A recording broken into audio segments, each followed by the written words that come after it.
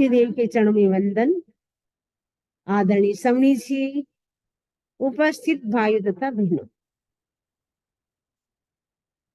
नौ पदार्थ की हमारी चर्चा चल रही है। इसके अंतर्गत हमने फर्स्ट ढाल कंप्लीट कर ली, सेकंड ढाल हमारी चल रही है, तो पुण्य पदार्थ की चर्चा हमारी चल रही है। पिछले लेक्चर में हमने 9 प्रकार के पुण्यों की चर्चा की थी। 9 प्रकार है अन्न, पान, लयन, शयन, वस्त्र, मन, वचन, काय और नमस्कार। इनकी हमने विस्तार से चर्चा की थी। ये जो 9 प्रकार के पुण्य का बंध होता है, इसको हम 42 प्रकार से भोग सकते हैं। तो 42 प्रकार कौन से हैं? तो जो नाम कर्म है उसकी 37 प्रकृति, 37 प्रकृति, और गोत्र कर्म की 1 प्रकृति उच्च गोत्र, आयुष्य कर्म की 3 प्रकृति, देव आयुष्य, मनुष्य आयुष्य, तिरंच आयुष्य। तो यह जो तिरंच आयुष्य है वो योगलिक की अपेक्षा से वो भी पुण्य के रूप में माना गया है। तो 42 प्रकार से हम पुण्य को भोग सकते हैं और 9 प्रकार से हम बांध सकते हैं, जिसकी हमने चर्चा की थी। आगे हम चर्चा करेंगे। हिंसा किया झूठ बोलिया रे लाल, साधु ने देवे अशुद्ध आहार हो, 300 अल्प आउखो बंदे ते हैं नेरे लाल, ते आउखो पाप मझार हो। अशुभ आयुष्य कर्म का बंध कैसे होता है, इसकी चर्चा ठाणंग सूत्र में की गई है। तो यहाँ पे भी बताया है, आचार्य भिक्षु बता रहे हैं कि अशुभ आयुष्य कर्म का बंध हमारा कैसे होता है। हिंसा किया झूठ बोलिया रे लाल, हिंसा क्या है यानी हिंसा करने से, झूठ बोलिया यानी झूठ बोलने से, झूठ यानी असत्य भाषा बोलने से, साधु ने देवे अशुद्ध आहार हो, तो साधु को अशुद्ध आहार देने से, 300 अल्प आंखों बंदे तेहनेरे लाल, ते आंखों पाप मझार हो। उससे क्या होता है? अल्प आयुष्य का बंध होता है, और वह आयुष्य कैसा है? पाप की प्रकृति है। जो अल्प आयुष्य होता है वो पाप की प्रकृति होती है। तो हमारा अल्प आयुष्य कैसे बनता है? कोई व्यक्ति यदि झूठ बोलता है, हिंसा करता है, हिंसा यानी प्राणियों की हिंसा करता है, या मन से भी वो पाप की मतलब हिंसा के भाव उनके बार बार आ रहे हैं, या फिजिकल रूप में वो हिंसा कर रहा है, उससे भी अल्प आयुष्य का बंध होता है। और झूठ बोलता है छोटी छोटी बातों में, या बात बात में, कई लोग होते झूठ बोलते रहते हैं, बात बात में हम झूठ बोलते रहते हैं, उससे भी अल्प आयुष्य का बंध होता है। और साधु को अशुद्ध आहार यानी साधु को प्रासुक आहार जो सूझता होता है, कल्पनीय होता है, वो आहार देना होता है, लेकिन हम अशुद्ध आहार देते हैं, या साधु के निमित्त बना करके देते हैं, या उनके निमित्त से हम खरीद करके देते हैं, वो साधु को कल्पनीय नहीं होता है। अशुद्ध आहार देने से क्या होता है? अल्प आयुष्य का बंध होता है। तो यह है अल्प आयुष्य का जो बंध होता है, उससे आचार्य भिक्षु ने पाप की प्रकृति कही है।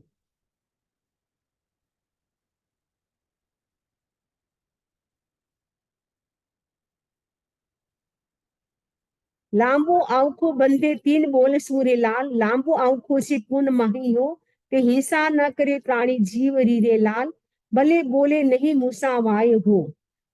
पहले तो था अल्प आयुष्य का बंध कैसे होता है, उसके 3 कारण बताए थे। अब लंबा आयुष्य कैसे बनता है, उसके भी 3 बोल बताए जा रहे हैं। उसके ठीक विपरीत, हिंसा न करे प्राणी जीवरी, हिंसा न करे प्राणी जीवन, किसी भी प्राणी की हिंसा नहीं करता है, भले बोले नहीं मूसावाय, मूसावाय यानी मृषावाद यानी झूठ, झूठ नहीं बोलता है। लांबो आउखो बंदे 3 बोल से, तो 3 बोल से लंबा आयुष्य का बंद होता है।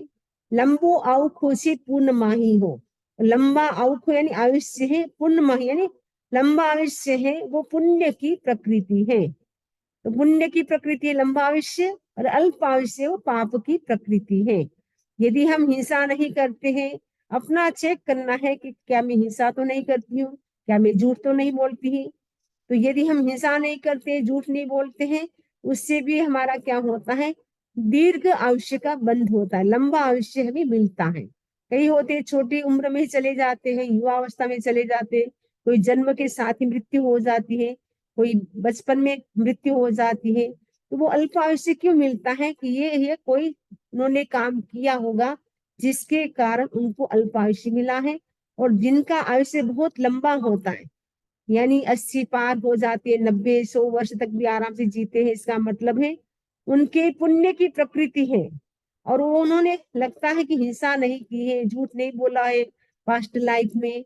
और उसके साथ साथ उन्होंने क्या किया है, तथा रूप श्रवण निर्ग्रंथ नेरे लाल देवे फासु निर्दोष चारु आहार हो। तथा रूप श्रवण निर्ग्रंथ जो होती है, साधु होती है, जो 5 महाव्रतों का पालन करते हैं, उनको फासु यानी प्रासुक, निर्दोष चारु आहार। चारों आहार का मतलब है असन, पान, खादिम, स्वादिम। ये चारों प्रकार के जो निर्दोष आहार है, प्रासुक आहार है, यदि तथा श्रवण साधु को वो देता है तो क्या होता है, यहाँ तीनों बोला पूर्ण निपजे, उनसे क्या होता है, तीनों बोले यानी 3 बोल, ऊपर 2 बोल बताए, हिंसा नहीं करने से, झूठ नहीं बोलने से। तीसरा क्या बताया कि श्रवण निर्ग्रंथ को सूझता, प्राशुक, निर्दोष चारों प्रकार के आहार देता है। इन तीनों बोलों से पुण्य होता है। ठाणा अंग तीजा ठाणा मझार हो। ठाणा अंग यानी तीसरा जो आगम है, 32 आगम, उसमें जो ठाणंग सूत्र है वो तीसरा अंग है, उसका भी तीसरा स्थान, क्योंकि ठाणंग सूत्र में 10 स्थानों की चर्चा है, 1 से लेकर के 10 स्थान, उनमें से जो तीसरा स्थान है, क्योंकि तीसरे स्थान में सब 3 चीजों की चर्चा आती है, तो इसने बताया है कि ठाणंग सूत्र के तीसरे स्थान में भगवान ने ये बताया है कि 3 बोलों से शुभ आयुष्य, लंबा आयुष्य का बंध होता है। तो लंबा आयुष्य का बंध होने की 3 बोल, झूठ न बोलने से, हिंसा न करने से, और निरक्रंत साधु को चारों प्रकार के जो आहार होते हैं वो शुद्ध देते हैं, निर्दोष देते हैं, प्रासुक देते हैं। उससे क्या होता है, पुण्य का बंध होता है, और उसके साथ साथ लंबा आयुष्य बंधता है। लंबा आयुष्य होता है वो अपने आप में पुण्य की प्रकृति मानी जाती है। हिंसा किया झूठ बोलिया रे लाल, साधु ने हेले निंदे ताही हो। आहार अमनोग ने अपियकारी दिए रे लाल, तो उस सब लांबू आउखो बंदाए हो। हिंसा किया झूठ बोलिया रे, हिंसा करने से, झूठ बोलने से, साधु को हेले यानी साधु की हेले यानी उनकी अवहेलना, आसाधना करने से, निंदे यानी निंदा करने से, साधु को हम अनशंत बोलते हैं, उनकी निंदा करते हैं, हमें पूरी बात का पता नहीं है फिर भी बोलते वो साधु तो पंच महाव्रत बराबर नहीं पालते हैं, वो शिथिलाचार रखते हैं, तो वो हम उनके विपरीत, हम यदि उनकी निंदा करते हैं, उनकी आसाधना करते हैं, हिंसा करते हैं, झूठ बोलते हैं, और क्या करते हैं, आहार अमनोग ने अप्रियकारी दिए रे लाल, आहार को भी कैसा देता है, अमनोग यानी अमनोग्य, और अप्रियकारी अप्रीतिकर यानी जो रुचिकर नहीं है, साधु को जो पसंद नहीं है, जो अच्छा नहीं लगता है, वैसा आहार अगर हम देते हैं, उससे भी क्या होता है, अशुभ लांबो आउखो बंधाए, उससे भी अशुभ लंबा आयुष्य बनता है। पहले तो था कि अल्प आयुष्य बनता है, और अब है कि अशुभ आयुष्य और लंबा आयुष्य। अशुभ आयुष्य लंबा आयुष्य बनने के क्या कारण बताए, हिंसा करना, झूठ बोलना, साधु की अवहेलना आसाधना करना, निंदा करना, और अमनोज्ञ और अप्रीतिकारी यानी अरुचिकर उनको आहार देते हैं, उससे अशुभ दीर्घ आयुष्य का बंध होता है। तो हम अपना चेक करते जाए, हम ऐसा तो कहीं नहीं कर रहे हैं। यदि हम ऐसा करते हैं तो हम आयुष्य हमारा बंधेगा लंबा, लेकिन अशुभ होगा। अशुभ आयुष्य में व्यक्ति को क्या होगा, असाता रहेगी, शरीर में साता नहीं रहेगी, घर में भी शांति नहीं रहेगी, घर में भी खाने पीने का बराबर उनको, वो भी बिजनेस है वो भी बराबर नहीं होगा, बच्चे पत्नी वो भी आज्ञाकारी नहीं होंगे, वो दुख का ही वो जीवन जिएगा। आयुष्य लंबा मिल गया लेकिन उनके घर में किसी भी प्रकार की सुख शांति समृद्धि नहीं रहेगी। इसलिए हम ऐसा काम न करें जिससे हमारा अशुभ आयुष्य और लंबा आयुष्य हो, ऐसा काम नहीं करना है। कई लोग बोलते हैं कि अरे मौत नहीं आती है, इतना लंबा आयुष्य है, क्योंकि हमारे घर में कोई भी पूछने वाला नहीं है, हमारे बच्चे आज्ञा में नहीं है, घर में भी बराबर का कोई भी फैसिलिटी के साधन नहीं है, वो बेचारे बहुत मुश्किल से अपने दिन काटते हैं। हम ऐसा काम न करें जिससे हमारा अशुभ और लंबा आयुष्य का बंध हो। नेक्स्ट है, अब उसके विपरीत शुभ आयुष्य और लंबा आयुष्य हमारा कैसे बंधता है, वो बता रहे भगवान। शुभ लांबो आव को बंधे इन विधेरे लाल, ते पिण आव को पुन मही। शुभ लंबा, शुभ आयुष्य और लंबा आयुष्य बंधे इन विधि इस प्रकार बंधता है। ते पिण आव को पुण्य मही, जो लंबा आयुष्य है, शुभ आयुष्य, वो पुण्य की प्रकृति है। अशुभ आयुष्य है और लंबा आयुष्य वो पाप की प्रकृति है। जब पाप का उदय होता है तब अशुभ आयुष्य और लंबा आयुष्य मिलता है। जब पुण्य का उदय होता है तब शुभ आयुष्य मिलता है और लंबा आयुष्य मिलता है। वो कैसे मिलता है? ते हिंसा न करे प्राणी जीवरी, भले बोले नहीं मूसा वाय हो। प्राणी मात्र की वो हिंसा नहीं करता है और मुसावा यानी निशावा यानी झूठ भी नहीं बोलता है। तथा रूप समण निर्ग्रंथ ने रे लाल करे वंदना ने नमस्कार हो। पीतकारी बहरावे चारु आहार ने रे लाल, ठाणा अंग तीजा ठाणा मझार हो। तथा रूप श्रमण निर्ग्रंथ को करे वंदना ने नमस्कार, उनको वंदना करता है, नमस्कार करता है। पीतकारी प्रीति कर बहरावे, जो उनको प्रीति करे यानी उनके मनोनुकूल साधु साधियों के शरीर में साधना कैसे रह सकती है, उनकी साधना कैसे अच्छी चल सकती है, उसके अनुरूप उनको आहार देता है। वो आहार भी चारों प्रकार के, असन पान खादिम स्वादिम, ये चारों प्रकार की प्रीति कर आहार भराता है। उससे क्या होता है? शुभ आयुष्य का और वो भी लंबा आयुष्य का बंध होता है। वो बात कहाँ मिलती है, उसका प्रमाण कहाँ मिलता है, रेफरेंस मिलता है ठाणंग सूत्र में। तो ठाणंग सूत्र का वो भी तीसरा स्थान, तीसरे स्थान में ठाणंग सूत्र में भगवान महावीर ने ऐसा कहा है। आचार्य भिक्षु ये बात यह बता रहे हैं कि जो झूठ नहीं बोलता है, जीवों की हिंसा नहीं करता है और श्रवण निर्ग्रंथ को प्रीति कर शुद्ध आहार देता है, उससे क्या होता है? शुभ दीर्घ आयुष्य कर्म का बंध होता है। कई लोग हम देखते हैं इतनी एज लंबी आ गई फिर भी उनकी आंखों की रोशनी बराबर है, उनका अंग बराबर है, उनकी न डायबिटीज है न कोलेस्ट्रॉल है, एकदम बराबर फिट है। और घर में भी सब प्रकार की फैसिलिटी है, बेटे बहू भी अनुकूल है, पत्नी भी अनुकूल है, किसी भी प्रकार की कमी नहीं, इवन पोता पोती भी उनके अनुकूल है। सब कुछ उनको अनुकूलताएं मिलती है। इसका कारण क्या है? पुण्य का प्रभाव है। क्योंकि शुभ आयुष्य लंबा आयुष्य जो मिलता है और वो भी पुण्य की प्रकृति है। जब पाप का उदय होता है तब अशुभ आयुष्य और लंबा आयुष्य भले मिल जाए, लेकिन वो पाप की प्रकृति है, वह किसी भी प्रकार को उनको शांति नहीं मिलती है। ना घर में शांति होती, न तन में शांति होती, क्योंकि शरीर में भी कितने रोग लगे रहते हैं और घर में भी एक प्रकार की फैसिलिटी के साधन नहीं होते। बेचारे दुख का ही, लंबा आयुष्य मिलने पर भी दुख का ही वो जीवन जीते हैं। वो जीना भी नहीं चाहते, लेकिन आयुष्य लंबा बनकर इसलिए वो बीच में जा भी नहीं सकते हैं। और जब उसके विपरीत शुभ और लंबा आयुष्य होता है तो शरीर भी निरोगी होता है, घर में भी फैसिलिटी होती है, सब प्रकार की सुविधाएं होती है, बेटे पोते सब आज्ञाकारी होते हैं। वो सब कब मिलता है? जब पुण्य का उदय होता है, क्योंकि लंबा आयुष्य वो भी पुण्य की प्रकृति है। क्योंकि जब हम हिंसा नहीं करते हैं उससे हमारे पाप कर्म का बंध नहीं होता, अहिंसा का पालन करते हैं उससे कर्म की निर्जा होती है, साथ साथ में पुण्य का बंध होता है। झूठ नहीं बोलते हैं, हम सच बोलते हैं, उससे भी हमारे कर्मों की निर्जा होती है, साथ साथ में पुण्य का बंध होता है। और श्रवण निर्ग्रंथ जो पंच महाव्रतधारी साधु है उनको हम वंदना करते हैं, नमस्कार करते हैं, उससे भी कर्म का क्षय होता है और पुण्य का बंध होता है। उनको हम शुद्ध आहार देते हैं, प्रासुक आहार देते हैं, उनके अनुकूल प्रीतिकर रुचिकर आहार देते हैं, उससे भी क्या होता है? शुभ आयुष्य कर्म का, शुभ और लंबे आयुष्य कर्म का बंध होता है। ऐसा ठाणंग सूत्र के तीसरे स्थान में भगवान ने कहा है।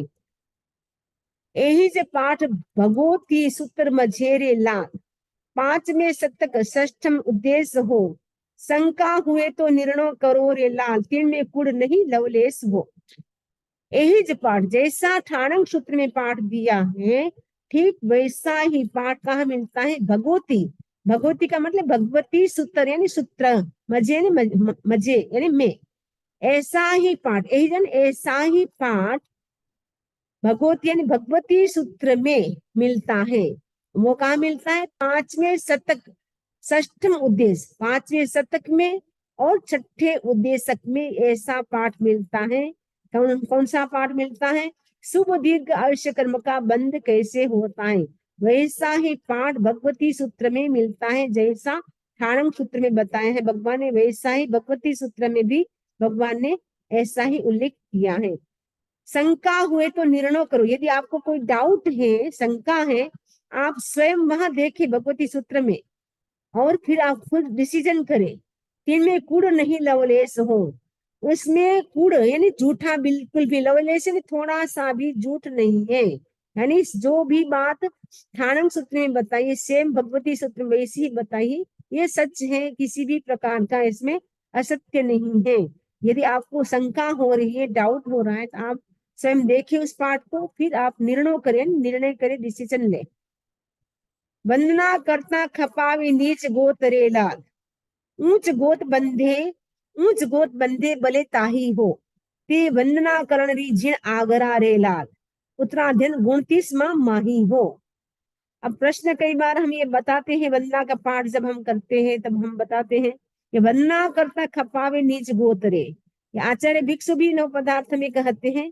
वो उनका आधार क्या है? उत्तराधीन सूत्र का 29वां अध्ययन, उत्तराधीन सूत्र के 29 यानी 29वां अध्ययन, 29 नंबर का जो चैप्टर है, उसमें भगवान महावीर ने कहा है वही बात आचार्य भिक्षु ने तत्व पुण्य पदार्थ में दोहे के माध्यम से कही कि वंदना करता खपावे नीच गोतरे। वंदना करता नहीं, वंदना करने से खपावे ने क्षय करता है, किसका? नीच गोत्र का। वंदना करने से नीच गोत्र कर्म का क्षय होता है। ऊंचे ऊंच गोत बंदे बले ताही हो, ऊंच गोत्र, गोत यानी गोत्र, बंदे ने ऊंच गोत्र बंधता है, ताही मन उससे, किससे? वंदना करने से। नीच गोत्र कर्म का तो क्षय होता है और उच्च गोत्र कर्म का बंध होता है। ते वंदना करने रे जिन आगरा रे लाल, ते मने वे वंदना करने की, उस वंदना करने के क्या है? जिन आगरा, आगरा का मतलब आज्ञा, जिनेश्वर भगवान की आज्ञा है। वंदना करना वो जिनेश्वर भगवान की आज्ञा है। ऐसा कहाँ मिलता है प्रमाण? इसका रेफरेंस कहाँ है? उत्तराध्ययन 29 माही हो, उत्तराध्ययन सूत्र के 29वें अध्ययन में ये बात मिलती है। और ये वंदना करना वो क्या है? भगवान की आज्ञा में है। इसलिए वंदना करने से दो काम होते, एक तो नीच गोत्र कर्म का क्षय होता है और साथ में उच्च गोत्र कर्म का बंध होता है, और उसके साथ साथ हमारे सौभाग्य की प्राप्ति होती है। आधे वचन मिलता है, सुस्वर यानी बहुत ही हमारी आवाज, वॉइस होती है वो स्वीट होती है। वंदना करने से बहुत सारे लाभ होते हैं। तो वंदना करने से कैसे कर्म का क्षय होता है, हमने हमासना जब किया था उस समय हमने बताया था कि श्री कृष्ण जी ने वंदना की, 18,000 साधु को भाव वंदना की, उससे उन्होंने 7 नारकी तक के जो कर्मों के बंधन हो गए थे, दलित कर्म थे, इसीलिए वंदना करने से उनके 4 नारकी कर्म के बंध टूट गए, मात्र 3 नारकी के रहे, तो वो अभी तीसरी नारकी में है। तो वंदना करने से दो काम होते हैं, एक तो नीच गोत्र कर्म का क्षय होता है, उच्च गोत्र कर्म का बंध होता है। इसलिए हमें हमेशा वंदना करनी चाहिए। यदि आप बैठ उठ के कर सकते हैं तो बैठ उठ के करें, यदि वो नहीं कर सकते तो आप खड़े खड़े भी करें, बैठे बैठे भी करें, लेकिन भाव वंदना, भावों में वंदना आनी चाहिए। द्रव्य वंदना तो बहुत करते हैं, लेकिन भावों के साथ यदि हम विधिवत वंदना करते हैं उसमें बहुत ज्यादा फायदा होता है। धर्म कथा कहे तेहने रे लाल, बंदे कल्याण करी कर्म हो, उत्तराधीन 29 अध्ययन रे अध्ययन मेरे लाल, यहाँ पर निर्जा धर्म हो। धर्म कथा कहे तेहने रे लाल धर्म कथा जो कहता है, बंदे कल्याणकारी कर्म, कल्याणकारी का मतलब है कल्याणकारी कर्म, यानी शुभ कर्म। धर्म कथा कहे तेहने, जो धर्म कथा कहता है उससे क्या होता है, बंधे कल्याणकारी कर्म, कल्याणकारी कर्म का बंध होता है। कल्याणकारी कर्म का मतलब शुभ कर्म का बंध होता है। ऐसा कहाँ मिलता है, उत्तराध्ययन 29वां अध्ययन मेरे लाल, यहाँ फिर निर्जा धर्म हो। उत्तराध्ययन सूत्र के 29वें अध्ययन में ऐसा बताया गया है कि धर्म कथा करता है जीव तो उसके कल्याणकारी कर्म, कल्याणकारी यानी शुभ कर्म का बंध होता है। और जो शुभ कर्म का बंध होता है वो क्या है, निर्जरा होती है उससे। ये जो धर्म कथा करना है वो निर्जरा का एक प्रकार है, क्योंकि आपको पता है निर्जरा के कितने प्रकार है। नहीं, ये स्वाध्याय का प्रकार है, धर्म कथा है वो स्वाध्याय का प्रकार है। धर्म कथा का मतलब है स्वाध्याय करना। हम साधु साध्वी समणी जी होते हैं, गुरुदेव होते हैं, वो क्या करते हैं, जहां भी जाते हैं वह धर्म कथा करते हैं। धर्म कथा यानी प्रवचन करते हैं, और प्रवचन करने से लाखों लाखों लोगों को क्या है, उनको ज्ञान मिलता है, और कई लोगों की लाइफ भी बदल जाती है धर्म कथा सुनने से। और धर्म कथा क्या है, स्वाध्याय का प्रकार है, स्वाध्याय का 5वां प्रकार है। और स्वाध्याय किसका प्रकार, निर्जरा का प्रकार है। तो निर्जरा जो तपस्या के जो 12 प्रकार है, तप के जो निर्जरा के 12 प्रकार है, उसमें स्वाध्याय भी एक प्रकार है। तो तप करने से निर्जरा होती है, वैसे ही स्वाध्याय करने से भी हमारी निर्जरा उतनी ही होती है जितना हम तप करते हैं। तो तपस्या तो व्यक्ति कई करते हैं, लेकिन हमें स्वाध्याय भी प्रतिदिन करना चाहिए। स्वाध्याय करने से हमारा ज्ञानावणी कर्म है उसका तो क्षय होता है। तो ज्ञानावणी कर्म का क्षय करने के लिए हमें क्या करना है, स्वाध्याय करना है। तो जहां भी आपको मिले हम प्रवचन कर सकते हैं, दूसरों को सुना सकते हैं, उनको सुनाएं। अगर आप ऐसी कैपेसिटी नहीं है तो आप खुद स्वाध्याय करें, जिससे क्या होगा, आपके कर्म ज्ञानावणी कर्म जो बंद गया है उसको हम क्षय कर सकते हैं। क्योंकि ज्ञानावणी कर्म जब बंद हो जाता है तब व्यक्ति को क्या है, याद नहीं रहता है। कभी कभी कई व्यक्ति कहते हैं हमें याद नहीं होता है, याद भी कर लेते हैं लेकिन थोड़ी देर के बाद भूल जाते हैं। या स्वाध्याय करते हैं तो ऐसे में नींद नहीं आती, लेकिन जैसे ही बुक हाथ में लेती है हमें नींद आने लग जाती है, या स्वाध्याय में हमारा मन नहीं लगता है। स्वाध्याय में मन ना लगता हो, नींद आती हो, याद ना रहता हो, इसका मतलब है ज्ञानावणी कर्म का उदय चल रहा है। उस ज्ञानावणी कर्म को क्षय करने के लिए ज्यादा से ज्यादा हम क्या करें, स्वाध्याय करें। उसके साथ साथ हम महाप्राण ध्वनि का प्रयोग करें, जिससे हमारा मेमोरी पावर स्ट्रोंग होगा। उसके साथ साथ एक मंत्र भी कर सकते हैं, ओम नमो नाणस्स, ओम नमो नाणस्स। इस मंत्र के प्रभाव से भी हमारा जो ज्ञानावणी कर्म है वो क्षय होता है। तो स्वाध्याय वो क्या है, निर्जरा धर्म है, इसीलिए इससे भी पुण्य का बंध होता है। जहां जहां निर्जरा होती है वहां वहां पुण्य का बंध होता है। और प्रवचन करना, धर्म कथा करना वो जिनेश्वर भगवान की आज्ञा में है, इसीलिए इससे निर्जरा होती है। इसलिए धर्म कथा को निर्जरा का धर्म बताया है। करे बियाबच तेह नेरे लाल, बंदे तीर्थंकर नाम कर्म हो। उत्तराध्ययन 29वां अध्ययन मेरे लाल, यहाँ फिर निर्जरा धर्म हो। अब है वैयावृत्य, जैसे स्वाध्याय है वैसे वैयावृत्य। स्वाध्याय करने से जैसे निर्जरा होती है वैसे ही वैयावृत्य करने से भी निर्जरा होती है। वैयावृत्य का मतलब है सेवा करना। सेवा किसकी करना, साधु संतों की सेवा करना। तो साधु संतों की सेवा करते हैं तो उससे क्या होता है, करे व्यावत लाल, बंदे तीर्थंकर नाम कर्म हो। उसके तीर्थंकर नाम गोत्र कर्म का बंध होता है।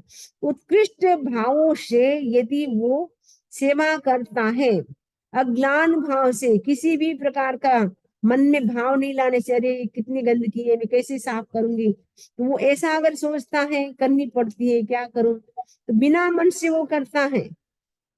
और मन में अगर दुर्गंध का भाव रखता है और बिना मन से करता है तो उससे कर्म की निष्ठा नहीं होगी।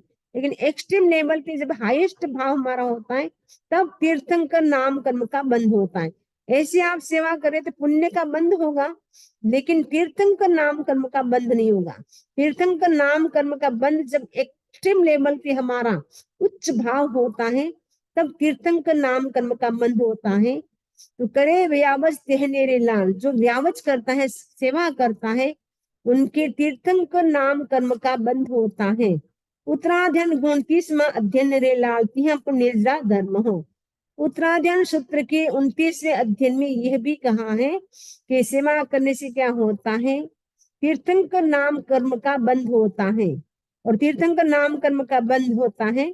ये जो वैयावृत्य है वो भी क्या है, निर्जरा का एक प्रकार है, क्योंकि निर्जरा के 12 प्रकार है, उसमें वैयावृत्य हम बोलते हैं, वैयावृत्य सेवा करना, उसे निर्जरा होती है।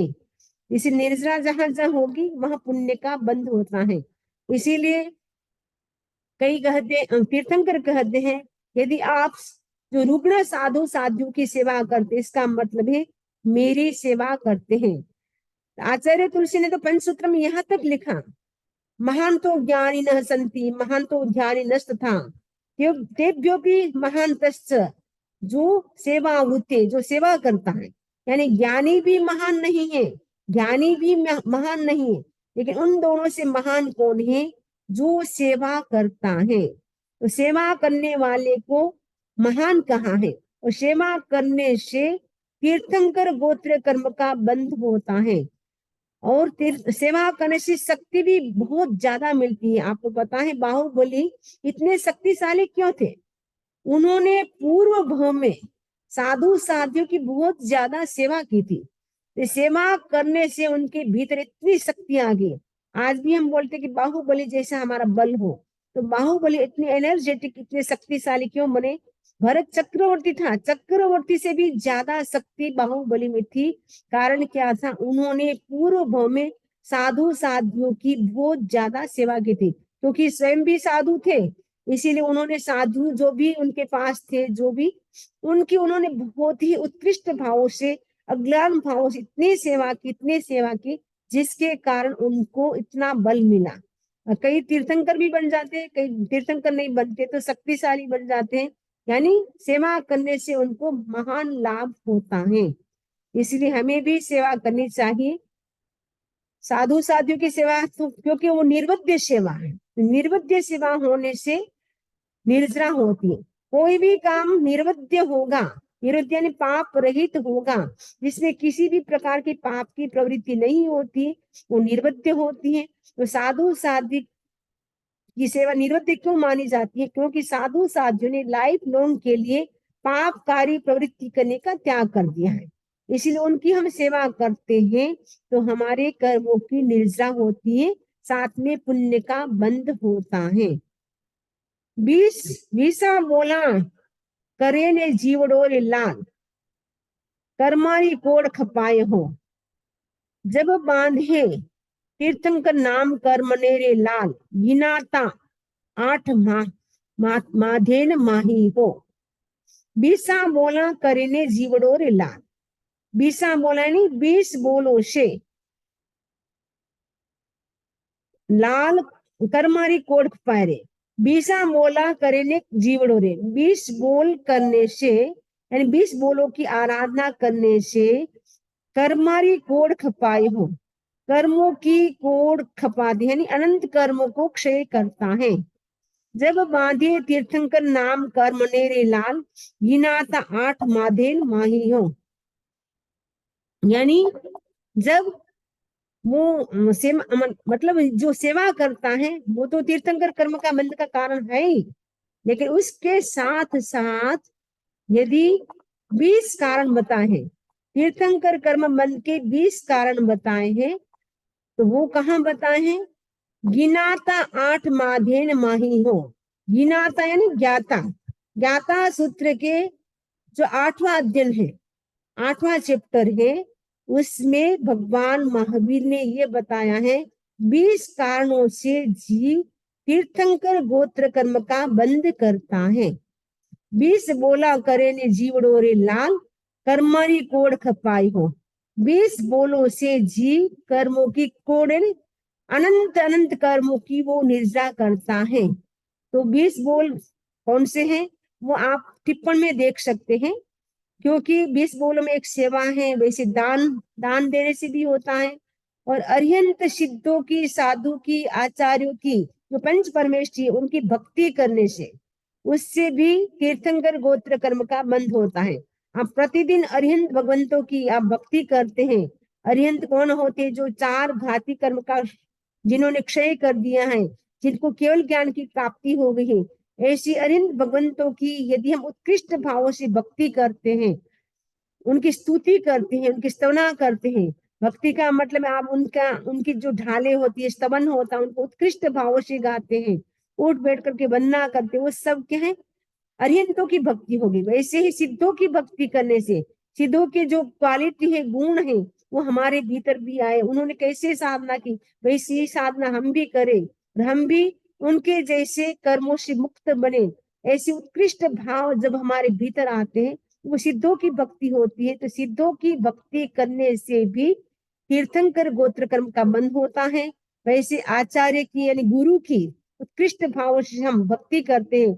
जब गुरुदेव के पास जाते हैं या गुरुदेव के पास नहीं गए, यहाँ भी बैठे हैं, यहाँ बैठे बैठे भी उनके गुणों की स्तवना करते हैं, उनके उन्होंने जो कहा उनकी आज्ञा का हम पालन करते हैं, भक्ति करते हैं उनकी गुरु की, उससे भी हमारे क्या है? तीर्थंकर गोत्र कर्म का बंध हो सकता है। उसके लिए उत्कृष्ट एक्सट्रीम लेवल पे जब भाव आते तब बनते हैं। ऐसे सामान्य जब भाव आते तो पुण्य का बंध होता है, लेकिन तीर्थंकर गोत्र का बंध होने के लिए एक्सट्रीम लेवल पे जब भाव आते हैं तब तीर्थंकर गोत्र कर्म का बंध होता है।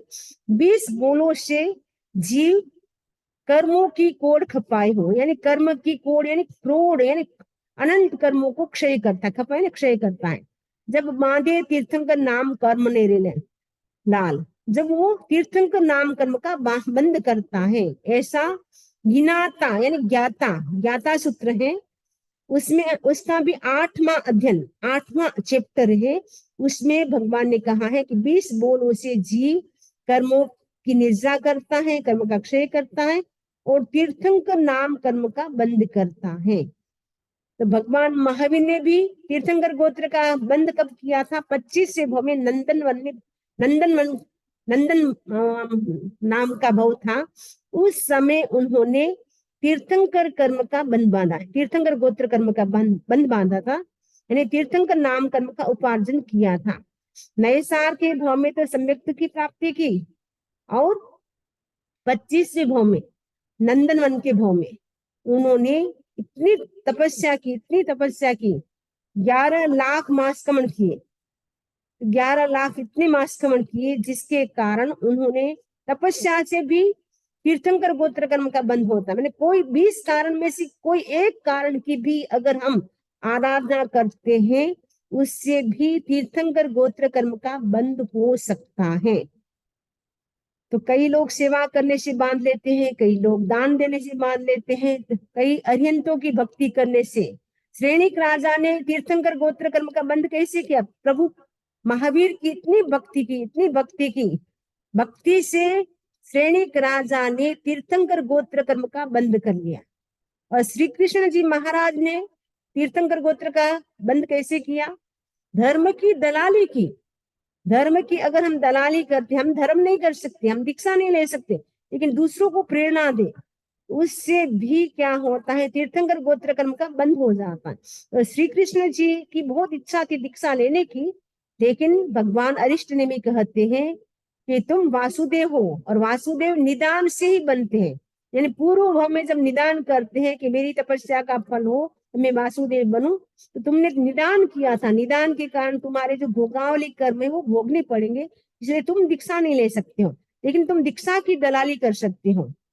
तो उन्होंने दीक्षा की दलाली की, पूरे नगरी जो द्वारिका नगरी थी अनाउंसमेंट किया कि कोई भी दीक्षा लेना चाहे आप दीक्षा ले, क्योंकि द्वारिका नगरी का कभी भी नाश हो सकता है, वो उनका दहन हो सकता है, क्योंकि ऐसी भविष्यवाणी थी कि द्वारिका नगरी सुरक्षित नहीं रहेगी, एक दिन वो भस्म हो जाएगी। भगवान अरिष्ट नेमि से उनको पता चला था, तो उनकी सुरक्षा के लिए 12 साल तक आयमिल तब भी चलता है, लेकिन भगवान की वाणी थी वो कभी निष्फल नहीं जाती है। इसलिए कहा जो भी दीक्षा ले लेगा वो बच जाएगा। तो जिसको भी दीक्षा लेना हो, तो कई लोग तैयार हो जाते हैं, कहा जाता है 1000 लोग उनकी प्रेरणा से दीक्षा के लिए तैयार हो जाते हैं। उस समय उनके उत्कृष्ट ऐसे भाव आ गए थे जिसके कारण तीर्थंकर गोत्र कर्म का बंद हो गया। आने वाली 24 में श्री कृष्ण जी भी तीर्थंकर होने वाले हैं। तो 20 बोलों से एक व्यक्ति क्या है, 20 बोलों में से कोई भी एक बोल के आराधना करता है, उससे भी तीर्थंकर गोत्र कर्म का अर्जन कर सकता है, ऐसा ज्ञाता सूत्र में कहा है। सुबाहु कुमार आदि 10 जनारे लाल, क्या साधाने अशनादिक महराए, क्या माध्यु आउखु मिनख रोरे लाल, कहो विपाक सूत्र रे माए हो। तो विपाक सूत्र है, जैसे ज्ञाता सूत्र है वैसे विपाक सूत्र भी है। तो विपाक सूत्र में क्या कहा है, सुबाहु कुमार आदि 10 जनारे लाल, सुबाहु कुमार आदि 10 व्यक्तियों ने क्या साधाने अशनादिक बहराए, साधाने साधु को, अशनादिक यानी असन पान खादिम सादिम आदि को बहरा यानी बहरा करके, क्या बांध्यो आओ को मिनखरो, उन्होंने मनुष्य आयुष्य का बंद किया, ऐसा कहाँ कहा है, कहो विपाक सूत्र रे मायो, ऐसा विपाक सूत्र में कहा है। तो साधु को शुद्ध दान देने से मनुष्य का आयुष्य उन्होंने बांधा। तो सुबाहु कुमार आदि जो 10 व्यक्ति हैं, ऐसा उल्लेख विपाक सूत्र है। उसका दूसरा श्रुत स्कंद, क्योंकि प्रथम जो श्रुत स्कंद है एक दुख विपाक है, दूसरा है सुख विपाक। तो दुख विपाक में तो सब दुखे दुखे मोक्ष जाएंगे, और विपाक सूत्र का जो सुख विपाक है उसमें सभी जीव सुखे सुखे मोक्ष जाएंगे, यानी एक वो मनुष्य का करेंगे, एक वो देव का करेंगे, ऐसे करके वो मोक्ष जाएंगे। और विपाक सूत्र में तो नारकी में तिरंज में, क्योंकि वो जीव इतने क्रूर कर्म मानते हैं जिसके कारण उनको नरक गति तिरंज गति नरक गति तिरंज गति मिलती है, और दुख इतना कष्ट उनको मिलता है। एक भो महाविद्य क्षेत्र में मनुष्य का करेंगे, उसमें वो दीक्षा लेकर के वो मोक्ष जाएंगे, यानी पूरा जब तक जिएंगे तब दुख में ही उनका जीवन व्यतीत होगा। लेकिन विपाक सूत्र में सब जीव जो सुख विपाक है उसमें 10 व्यक्ति हैं, 10 के 10 व्यक्तियों ने साधुओं को दान दिया, शुद्ध दान दिया, जिसके कारण उन्होंने मनुष्य का आयुष्य का बंद किया, ऐसा सुख विपाक सूत्र में उल्लेख मिलता है।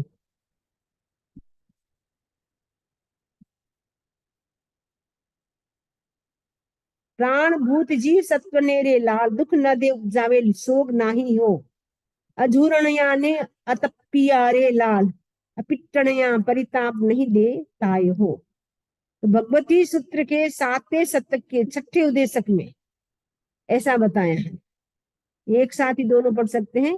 ए 6 प्रकारे बंद साता वेदनी रे लाल, उल्टा किद असाता थाई हो, भगवती सत्य खंड सात मेरे लाल, 6ठा उद्देशा मही हो। भगवती का मतलब भगवती सूत्र के सत्य खंड यानी 7वें शतक के 7वें उद्देशक में, भगवती सूत्र के 7वें शतक के सतखंड 7 मेरे लाल, 6ठा उद्देश्य। अच्छा, तो 7वां शतक और 6ठा उद्देश्य, 6ठे उद्देशक में भगवान ने क्या कहा है, प्राण भूत जीव सत्व ने लाल, प्राण भूत जीव और सत्व को दुख नहीं देने से, दुख न दे, दुख नहीं देता है, और शोक नहीं उपजावे, और उनको शोक नहीं देता है, ये शोक नहीं करता है, इन्हें रुलाता नहीं है, झुराता नहीं है। अझूरणिया, और उनको झुरा न झुराता है। अतिप्पणिया, अतिप्पणिया का मतलब उनको नहीं रुलाता है। अपिटणिया, उनको पीटता नहीं है, और उनको परिताप नहीं देता है। तो उन 6 कारणों से जीव क्या करता है, 7 वेदनीय कर्म का बंद करता है। इन 6 प्रकारों से 7वां वेदनीय कर्म का बंद होता है। ये 6 प्रकारे बंधे 7वां वेदनीय लाल, उल्टा किधा असाता था, उसके विपरीत हम करते हैं, असाता वेदनीय कर्म का बंद होता है जब हम प्राण भूत जीव सत्व उनको हम दुख नहीं देते हैं, शोक नहीं कराते हैं, और उनको झुराते नहीं हैं, और उनको नहीं रुलाते हैं, और अपिटणिया मैंने पीटते नहीं है, परिताप नहीं देते, तब तो 7वां वेदनीय कर्म का बंद होता है। जब हम उनको मारते हैं, पीटते हैं, रुलाते हैं, शोक उत्पन्न करते हैं, तो क्या होता है, उससे असाता वेदनीय कर्म का बंद होता है। ऐसा कहाँ कहा है, भगवती सूत्र के 7वें शतक के 6ठे उद्देशक में ऐसा भगवान ने कहा है। इससे संबंधित किसी को कोई प्रश्न हो तो बोल सकते हैं, पूछ सकते हैं। या एक लास्ट है, इसको पूरा कर लेते हैं। कर्कश वेदनी बंधे जीव रे लाल, 18 पाप सेव्य बंधाई हो, नहीं सेवा बंधे अकरकस वेदनी रे लाल, भगवती सातवां शतक छठा माही। भगवती यानी भगवती सूत्र के सातवां शतक और छठे उद्देश्य में उल्लेख है कि कर्कश वेदनी बंधे जीव रे लाल, 18 पाप सेव्य बंधाए। 18 पाप, 18 प्रकार के जो पाप हैं उनको सेवन करने से कर्कश वेदनी बंधे, कर्कश वेदनी बंधे यानी कर्कश वेदनी कर्म का बंध होता है। कर्कश का मतलब है असाता वेदनी कर्म का बंध होता है। नहीं सेव्य बंधे अकर्कश, और यदि उनका हम सेवन नहीं करते यानी 18 पाप का सेवन नहीं करते, उसे अकर्कश वेद यानी साता वेदनी कर्म का बंध होता है। ऐसा भगवती सूत्र के 7वें शतक के 6ठे उद्देश्य में ऐसा भगवान ने कहा है। 18 पाप यानी प्राणातिपात, मृषावाद, अदत्तादान, मैथुन, परिग्रह, क्रोध, मान, माया, लोभ, राग, द्वेष, कलह, अभ्याख्यान, पैशून्य, पर परिवाद, रति अरति, माया, मृषा, मिथ्या दर्शन, शल्य, ये 18 पाप है। इनका यदि सेवन करता है यानी हिंसा करता रहता है, झूठ बोलता है, चोरी करता है, अब्रह्मचर्य का सेवन करता है, परिग्रह ज्यादा रखता है, गुस्सा करता है, अहंकार करता है, माया, लोभ आदि जो भी करता है वो 18 पाप है। उनका यदि सेवन करता है तो असात वेदनीय कर्म का बंध होता है। यदि उनका हम त्याग करते हैं तो हमारे सातवां वेदनीय कर्म का बंध होता है। हम डे टू डे लाइफ में हम चिंतन करें 18 पापों का सेवन हम कितना करते हैं, क्या हम उससे बच सकते हैं। यदि हम बच सकते तो बचने की कोशिश करें। जब भी आपको टाइम हो आप माला फेरते हैं, स्वाध्याय करते हैं, आप संवर लेकर के बेच सकते हैं। आपके पास 10 मिनट का टाइम है, 15 मिनट का टाइम है, आप बोल सकते हैं 10 मिनट तक मुझे 5 शास्त्र 18 पाप सकाय का सेवन करने का त्याग है, तो आपको उस समय के लिए 10 मिनट के लिए आपके पाप कर्म का बंध रुक गया। तो हम कितना हम कर सकते हैं, ज्यादा से ज्यादा हम संवर की साधना हम मनुष्य भोग में ही कर सकते हैं, त्याग हम मनुष्य भोग में ही कर सकते हैं। तो हम करने की कोशिश करें। ये मनुष्य भोग भी हमें बड़ा प्रेशियस मिला है, ये बार बार मिलने वाला नहीं है।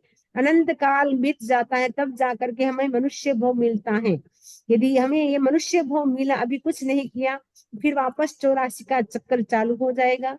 फिर वापस हमें कब मनुष्य भोग मिलेगा? मनुष्य भोग भी मिल सकता है, लेकिन जिन वाणी भगवान की वाणी सुनने को नहीं मिलती है, हम कितने भाग्यशाली हैं। हमें परमात्मा के शासन में हमारी लॉटरी लगी है, लकी ड्रॉ, हम लकी ड्रॉ में आ गए हैं। क्योंकि कोई लकी ड्रॉ किसी की लग जाए तो उसको कितनी खुशी होती है, वैसी ही हमारी लकी ड्रॉ लगी है। तो अब हमें चिंतन करना है, हमारी रुचि धर्म की ओर बढ़ी है या संसार की ओर बढ़ी है। तो हमें चिंतन करना है हमारे लाइफ में कोई चेंजेस आया है कि नहीं आया है।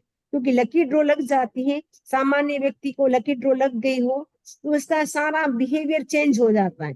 तो हमारी भी परमात्मा के शासन में, जिन भगवान महावीर के शासन में लकी ड्रॉ लग गई है, तो हमें भी चिंतन करना चाहिए हम किसकी ओर बढ़ रहे, पाप की ओर बढ़ रहे हैं या पुण्य की ओर बढ़ रहे हैं, धर्म की ओर बढ़ रहे हैं या धन के पीछे हम भाग रहे हैं। हम चिंतन करें, हमें ये मनुष्य भोग मिला है, हमारा समय किन कामों में बीत रहा है, हम क्या 18 पापों का सेवन तो ज्यादा नहीं कर रहे हैं। यदि हम कर रहे हैं तो उससे बचने की कोशिश करें, तो हमारा ये मनुष्य भोग हमें जो मिला है उसको हम सफल बना सकते हैं। इसी आशा के साथ ओम अरहम, ओम अरहम। इसी से संबंधित किसी को कोई प्रश्न हो तो पूछ सकते हैं। वंदनामि नमः स्वामी। हाँ, स्वाध्याय में प्रवचन सुनना भी आता है, जैसे आपका प्रवचन सुन रहे हैं, सॉरी, आपका प्रवचन सुन रहे हैं तो स्वाध्याय में आता है या नहीं? स्वाध्याय में आता है, प्रवचन सुनना स्वाध्याय में। और एक चीज है, निदान कर ले। जैसे कोई आदमी निदान करे कि मेरी तपस्या, भावना, जो कुछ भी मैं कर सका हूँ धर्म कार्य, उसका मुझे फल मिले अगले भव में सिमंदर स्वामी के चरणों में मोक्ष, दीक्षा लेके, साधु दीक्षा लेके मोक्ष प्राप्त करूं, तो निदान गलत है, राइट है? वो निदान निदान सही नहीं है, निदान करना सही नहीं है। निदान नहीं करना है। आप ऐसा पुरुषार्थ करो, अपने आप आपको ऐसी ऐसा अपने आप योग मिल खाली जाएगा मन सब। में भावना रखें। हाँ, मन में आपको भावना रखनी है कि मैं मेरे को मोक्ष मिले, बस कर आठों कर्म से मैं मुक्त बनूं, जन्म मरण से मुक्त बनूं, वो दिन मेरा धन्य होगा। बस आपका लक्ष्य है, आपका गोल बड़ा है, अपने आप वो आपको मार्ग मिलता जाएगा। आपने छोटा सा गोल रख दिया, महाविद्य क्षेत्र में मुझे जन्म मिले, वो नहीं, बस 8 कर्म से मुक्त होना मुझे, और कर्म जन्म मरण से मुझे मुक्त होना है, और जो कर्मों के बंधन है उनसे मुझे बचना है, बस ये भावना करना है। तो अपने आप आपको, आप जो रास्ता लेंगे अपने आप उसमें वो अपने आप आ जाएगा महाविद्य क्षेत्र। तो उसके लिए पर्टिकुलर आपको बोलने की जरूरत नहीं, मेरी तपस्या का फल हो कि वो हो, आपकी तपस्या सारी बिक गई, आपको बहुत तो बड़ा निदान फल नहीं मिले। इसलिए निदान नहीं करना कभी भी, एक ही मात्र इच्छा रखना, मोक्ष की अभिलाषा, मोक्ष की इच्छा रखो, और कोई इच्छा नहीं, मुझे मोक्ष मिले, मुझे जन्म मरण से मुक्त बनना है, बस 8 कर्म से मुक्त बनना है, वो एक लक्ष्य रखो। निदान नहीं करना है, निदान करने से संसार बढ़ जाता है। वहां आपको महाविद्य क्षेत्र मिला, फिर किस रूप में जन्म मिला क्या बता, इसलिए वो नहीं करना है। ठीक है। बंदामी शमनी जी। हाँ, शम्मी जी, अल्प आयु किसको कहते हैं? मतलब 50 कोई नंबर है क्या इसका? अल्पायुष्य ने छोटा आयुष्य कभी होता है ना, कोई 20 साल का चला गया, कोई 30 साल का चला गया, कोई 40 साल का, पूरी उम्र नहीं होगी, वो अल्पायुष्य हो गया ना उनका। तो कैसे कोई 60 साल का, ये भी कोई अल्प कोई नंबर भी होता है कि लाइक 60 साल के बाद नहीं कंसीडर करते, 50 साल के बाद नहीं कंसीडर करते अल्प आयु? नहीं नहीं, वो कंसिडर ऐसे कुछ नहीं, अल्पायुष्य तो जैसे बचपन से लेकर के 40 साल तक का जो जाता वो आयुष्य अल्प ही माना जाता है ना, छोटा ही माना जाता है। शम्मी जी, भगवान महावीर स्वामी का भी आयु तो इतना बड़ा नहीं था, उनके पीछे क्या कोई कारण हो सकता है? नहीं नहीं, उनके तो तीर्थंकर का तो ये नियम ही है, अब हर 24 में ऐसे ही होगा। आने वाली 24 असुरपिणी काल का तो लास्ट तीर्थंकर का 72 वर्ष का होगा, और वैसे उत्तरपिणी काल में भी श्रेणिक राजा का भी उतना ही आयुष्य होगा, वो नियम है तीर्थंकरों का। अब 84 लाख भगवान ऋषभ का है, तो जो आने वाली जो उत्तरपिणी है उसमें अंतिम तीर्थंकर जो होंगे 24 तीर्थंकर, उनका आयुष्य भी 84 लाख पूर्व का ही होगा, वो फिक्स है। ओके ओके, ये कितनी क्योस नहीं समझी जी। क्योंकि तीर्थंकर तो कोई झूठ बोलते नहीं, हिंसा करते नहीं, वो ऐसे कुछ हाँ, काम करते नहीं। तो वंदा में इसका कारण क्या होता है? ये मतलब नियम है इसके लिए? किसका ये जो बोल रहे हैं ना आप, तीर्थंकर में उत्तरपणी नियम और है? जैसे अपने 24 घंटा ही होता है, 25 नहीं होता, वो नियम है। कुछ कुछ होता है ना, नियम होते हैं। अब आप बोलेंगे 24 घंटा ही क्यों होता है, 25 नहीं होता है, वो प्रकृति का नियम। वैसे वो प्रकृति का नियम के तीर्थंकर का आयुष्य सबका फिक्स होता है। और जैसे महाविद्य क्षेत्र में जो तीर्थंकर हैं उन सभी का आयुष्य 84 लाख पूर्व का है, और वो उनका भी 83 फिक्स है। लाख वर्ष तो घर में रहते हैं, तो 1 लाख वर्ष वो संयम पर्याय का पालन करते हैं। जैसे भगवान ऋषभ भी 83 लाख पूर्व तो घर में रहे, 1 लाख पूर्व का उनका संयम पर्याय था, वैसे ही महाविद्य क्षेत्र में भी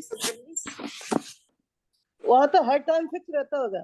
उनका तो फिक्स ही है, महाविद्य 84 लाख पूर्व उनका, सभी तीर्थंकरों का 84 लाख पूर्व, किसी का कम नहीं, किसी का ज्यादा नहीं, सबका एक जैसा। और अवसर पीढ़ी काल में भी भरत क्षेत्र और ऐरावत क्षेत्र में ऐसा नियम है कि फर्स्ट तीर्थंकर का अवसर पीढ़ी काल आएगा तो उनका फर्स्ट तीर्थंकर हो गए, उनका 84 लाख पूर्व का होगा, अंतिम होगा उनका 72 का होगा। वैसे ही उत्तर पीढ़ी उल्टा चलेगा, वो भरत क्षेत्र ऐरावत क्षेत्र में, क्योंकि समय बदलता रहता है, और महाविद्य क्षेत्र में एक जैसा समय रहता है, इसीलिए तीर्थंकर का आयुष्य भी एक जैसा ही रहता है, वहां चेंज नहीं होता है। समणी जी, वहाँ कितने साल हो गए वृंदावन स्वामी समणी जी? हम्म सिमंदर स्वामी और अभी जो 20 तीर्थंकर है, अभी उनका आयुष्य अभी कितना और बाकी है दूसरे आने? अभी तो बाकी, अभी तो वो ऐसे सुनते हैं कि वो कुंतुनाथ भगवान के टाइम शायद आए थे। अभी इस उत्तरपीढ़ी काल के शायद 7वां 8वें तीर्थंकर में शायद उनका ऐसे कुछ है, अभी एकदम मेरे को पक्का नहीं है, ऐसे सुना हुआ है। फिर भी मतलब अगली 24 आएगी उसमें 7वें 8। हाँ, क्योंकि 84 लाख पूर्व का है, ये तो 84 लाख वर्ष नहीं, बहुत 84 लाख पूर्व का। 84 को 84 से गिनते तब एक पूर्व होता है, ऐसा होता है, ऐसे 84 लाख पूर्व का। तो बहुत लंबा समय है। हाँ, बहुत लंबा, वो भी बीत जाता है। ऐसे करके अपन अनंत काल चक्र बिता दिए। हाँ, बिता दिया। और वंदा में एकासन का त्याग करवा ना।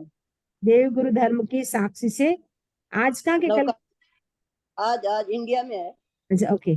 आपको आज एक टाइम से अधिक खाने का त्याग है, और खाने के बाद आपको दिन में 3 आहार पानी भोगने का त्याग है। सनसेट के बाद कल नवकार्ष आए तब तक 1 करण 1 योग से 4 आहार पानी भोगने का त्याग है। काढ़ा है तो जाओ जी तक त्याग। त्याग वंदामी नमस्ते समझे बारंबार वंदना के त्याग वंदामी सोचा था। हाँ, मंगल पाठ। हाँ। तत्तारि मंगलम अर्हंता मंगलम सिद्धा मंगलम साहु मंगलम केवली पनतो धम्मो मंगलम। चत्तारि लोकत्मा अर्हंता लोकत्मा सिद्धा लोकत्मा साहु लोकत्मा केवली पनतो धम्मो लोकत्मो। चत्तारि शरणं पवज्जामि अर्हन्ते शरणं पवज्जामि सिद्धे शरणं पवज्जामि साहु शरणं पवज्जामि केवली पनतं धम्मं शरणं पवज्जामि। विघ्नहरण मंगल करण स्वाम भिक्षुनु नाम गुण ओलख स्मरण किया सरे अचिंत्या काम सरे अचिंत्या काम। वंदामी नमः। नमः स्वामी समझे जी। ये वाली बोला। स्वामी Thank you. समझिए। नमः स्वामी समझे जी। वंदामी नमः स्वामी। अरहम स्वामी नमः स्वामी समझे जी। अरहम। वंदामी नमस्ते समझे। हाँ,